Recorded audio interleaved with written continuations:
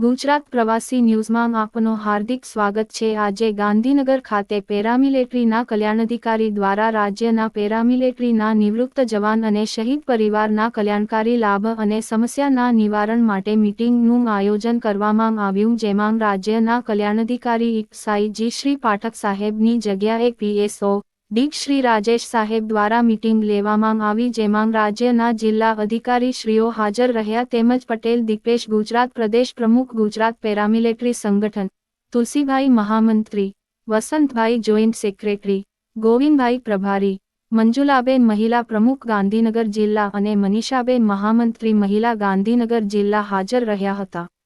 પટેલ દીપેશ ગુજરાત પ્રદેશ પ્રમુખ ગુજરાત પેરામિલિટરી દ્વારા વિવિધ મુદ્દા માટે રજૂઆત કરવામાં આવી, જેમાં મુખ્ય મુદ્દો પેરામિલિટરીને સેના જેવી સુવિધા પેરામિલિટરીને મળે અને સેવાનિવૃત્ત જવાનોના અવસાન સમયે જે આર્થિક મદદ કરવામાં આવે છે તેમાં આજની મોંઘવારીને જોતા વધારો કરવામાં આવે અને તમામ ફોર્સ માંગ એક જેવી આર્થિક સહાય કરવામાં આવે અને ખાસ ચાલુ નોકરી કરતા ગુજરાતના જવાનોને મદિરા દૂર રાજ્યથી લઈને ના આવવું પડે અને અહીં ગુજરાતની કેન્ટીનથી મદિરા મળી રહે તેવી વ્યવસ્થા કરવામાં આવે અને મહાનિદેશક દ્વારા જે આદેશ છે તે પ્રમાણે મદિરાનું વિતરણ કરવામાં આવે।